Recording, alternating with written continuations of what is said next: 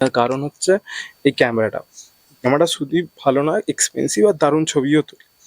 তো আমি ভাবলাম যে কেন ওই ক্যামেরাটা কিনবো, কারণ আমার ছবি তুলতে ভালো লাগে। আর এছাড়া আমি ক্যামেরাটা আরেকটা কারণে কিনেছিলাম, ছবি তোলা প্লাস ভিডিও ফিডিও করা, যে রিলস বানানো এই বানানো। আজকে এটা ফার্স্ট টাইম ট্রাই করছি, জানি না কেমন হচ্ছে, বাট আশা করি ভালোই হবে। আজকের বিষয়টা হলো হিন্দু রিচুয়াল। হ্যাঁ, একদম রিচুয়াল। মানে আমাদের গরম লাগে ভাই, এসি চলছে আর তাও গরম লাগে। রিচুয়াল মানে অনেকে এখন বলছে যে রাখি পরানোটা ঠিক না, বিয়ে করাটাও ঠিক না, মানে বিয়ে ওই যে নিয়ম করা হয় তাতে ঠিক না। কেন? কারণ এগুলো করলে কি হয়, খুব বাজে রকমের ব্যাপার ট্যাপার হয়। মানে যদি আমি বলি এরকম বাজে রকমের ব্যাপার, যে ধরো এগুলো পেট্রিয়ার্কি দেখায়, মানে পুরুষদের ছাপ। মানে আই থিঙ্ক এটা ঠিক হতেই পারে, but I have a different opinion, agree to disagree. যে যেমন মেয়েদের সেফটিটা ইম্পর্টেন্ট, তেমন ছেলেদের সেফটিটাও ইম্পর্টেন্ট। মেয়েরা বেশি ভার্নারেবল, তা বলে তো তার ছেলেদের সেফটিটা যায় না, কারণ ছেলেরাও মরে। বাট আই অলওয়েজ বিলিভ, যেটা আমার সবসময় মনে হয়, যে always have the equal right, equal things. সবাইকে সেফটি দিতে হবে। সেরকমই যদি মনে হয় রাখি ছেলেদের নিয়ম, কেন মেয়েদের নেই, তো তুমি নিজের ভাইকে বলো আরেকটা রাখি পরিয়ে দিতে। রাখি ইজ আ মানে রেসপন্সিবিলিটির একটা সিম্বল। বিয়ে একটা রেসপন্সিবিলিটির একটা সিম্বল।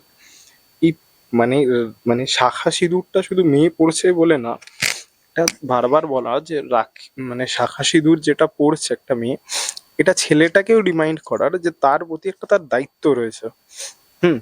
এইটাকে যদি কেউ বলে এটা পেট্রিয়ার্কি, শুধু পুরুষত্বের সমাজ, তাহলে ভুল। রাখি একটা ছেলে পড়ালে তার বোনের কথা মনে পড়ে। আমি জানি না এই সো কল্ড ইনফ্লুয়েন্সারদের কি প্রবলেম, তারা শুধু একমাত্র বলে যাচ্ছে যে এটা করা যাবে না, ওটা করা যাবে না, এটা করা যাবে না, ওটা করা যাবে না, এটা করা যাবে না, ওটা করা যাবে না, এটা ভুল, এটা ভুল। আরে ভাই সবই ভুল।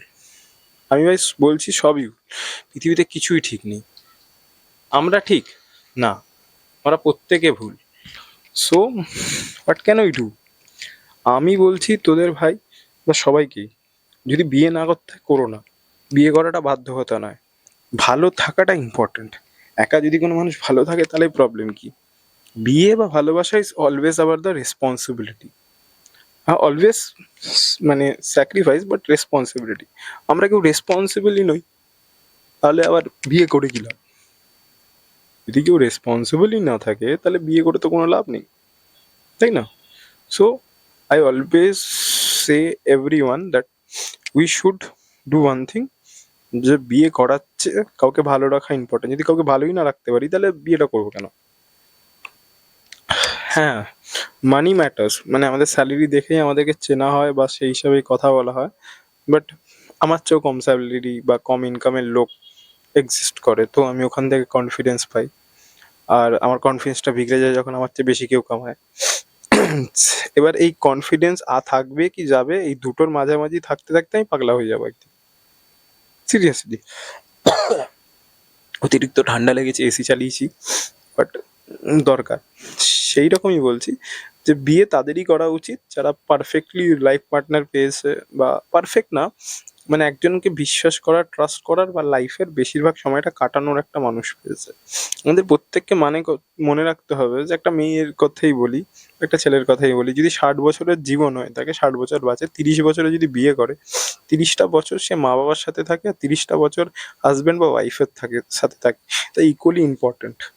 হাজব্যান্ড ভালো বন্ধু হবে, হাজব্যান্ড সব হবে, বা বউ ভালো বন্ধু হবে, ভালো বউ সব হবে।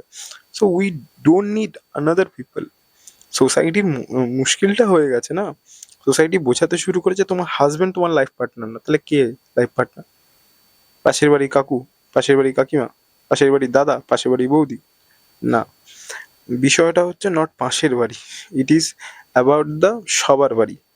সোসাইটিতে তোমার বাড়িতে যদি কাকিমাকে ঢুকতে হয়, বাজে কথা বলতে হয়, তাহলে ফার্স্টে তোমার হাজবেন্ড বা ওয়াইফের নাম নিয়ে বলতে হবে, কারণ তার নিজের জীবন ঠিক নেই।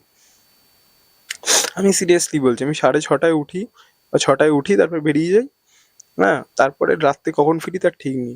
ইন বিটুইন ১-১.৫ ঘন্টা যেখানে পাই সেখানেই ধরো আড্ডা মারি, ক্যাফেতে বসে খেতে যাই বা চায়ের দোকানে বসি খাই।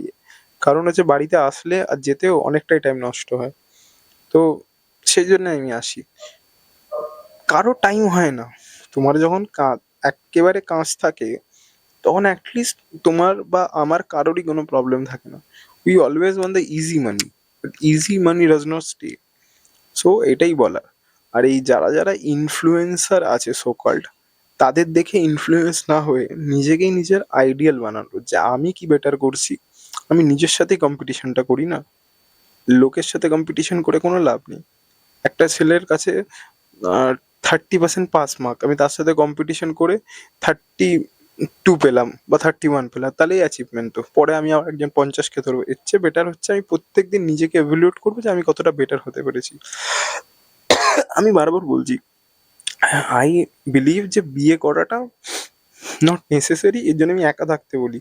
একা থাকার মানেই হচ্ছে আমি বিয়ে করব না, কারণ হচ্ছে আমার লাইফে মানে ভুল মানুষ থাকার চেয়ে আমি একা একটা ভালো মানুষ নিয়ে মানে একাই বাঁচবো না, সেটাতে বারণ করা। আমি কাউকে বলছি না যে বিয়ে করো না, আই অলওয়েজ সে যে ঠিক মানুষকে বিয়ে করো। ঠিক মানে হচ্ছে যার ভুলগুলো কম্প্রোমাইজ হয়ে যাবে তোমার লাইফে। ঠিক আছে?